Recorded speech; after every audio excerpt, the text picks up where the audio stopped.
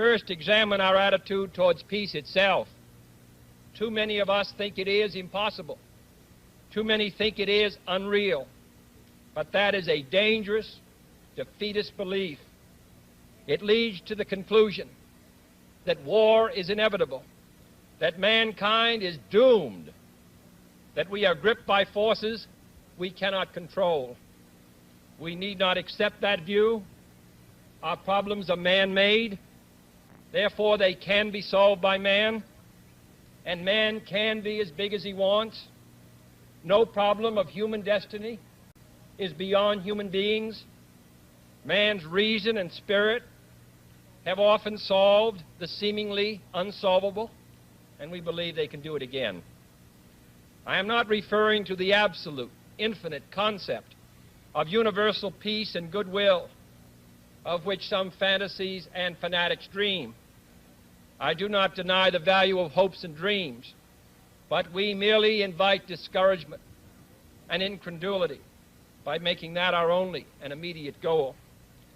Let us focus instead on a more practical, more attainable peace, based not on a sudden revolution in human nature, but on a gradual evolution in human institutions, on a series of concrete actions and effective agreements which are in the interests of all concerned. There is no single simple key to this peace, no grand or magic formula to be adopted by one or two powers. Genuine peace must be the product of many nations, the sum of many acts. It must be dynamic, not static, changing to meet the challenge of each new generation. For peace is a process, a way of solving problems. With such a peace, there will still be quarrels and conflicting interests, as there are within families and nations. World peace, like community peace, does not require that each man love his neighbor. It requires only that they live together in mutual tolerance, submitting their disputes to a just and peaceful settlement. And history teaches us that enmities between nations, as between individuals, do not last forever.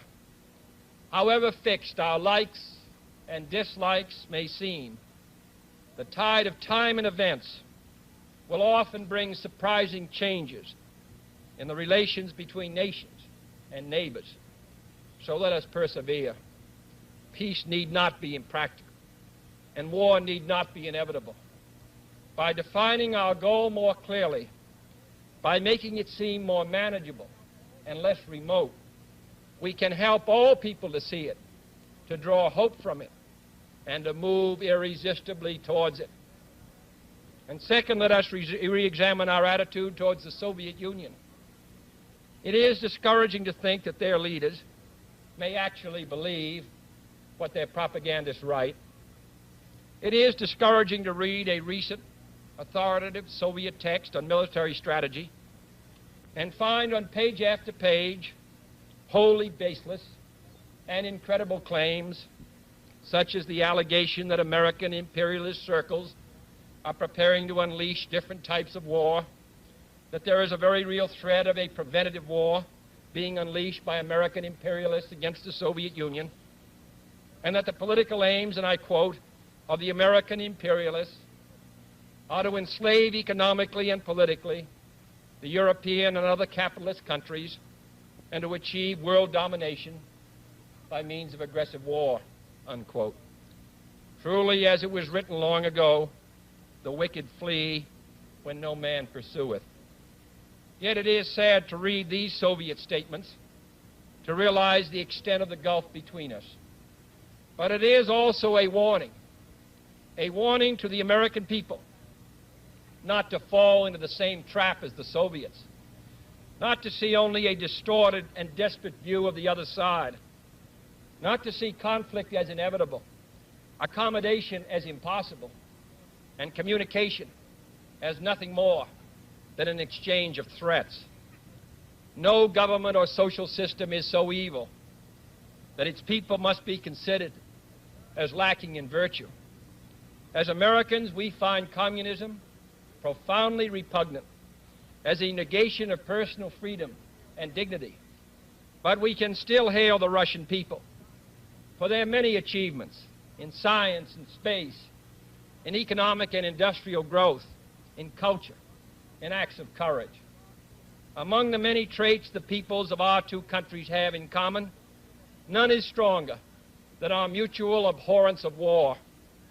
Almost unique among the major world powers, we have never been at war with each other, and no nation in the history of battle ever suffered more than the Soviet Union in the Second World War. At least 20 million lost their lives. Countless millions of homes and families were burned or sacked.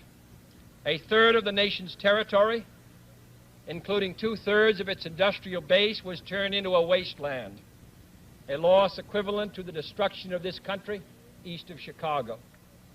Today, should total war ever break out again, no matter how, our two countries will be the primary target. It is an ironic but accurate fact that the two strongest powers are the two in the most danger of devastation. All we have built, all we have worked for, would be destroyed in the first 24 hours. And even in the Cold War, which brings burdens and dangers to so many countries, including this nation's closest allies, our two countries bear the heaviest burdens. For we are both devoting massive sums of money to weapons that could be better devoted to combat ignorance, poverty, and disease. We are both caught up in a vicious and dangerous cycle, with suspicion on one side breeding suspicion on the other, and new weapons begetting counter-weapons. In short, both the United States and its allies, and the Soviet Union and its allies, have a mutually deep interest in a just and genuine peace and in holding the arms race.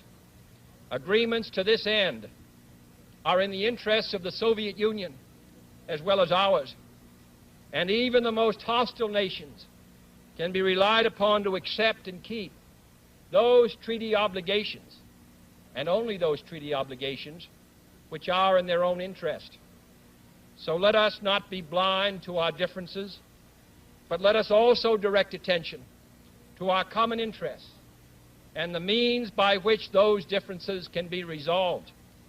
And if we cannot end now our differences, at least we can help make the world safe for diversity.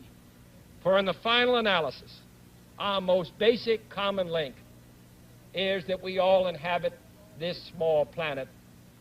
We all breathe the same air. We all cherish our children's futures, and we are all mortal.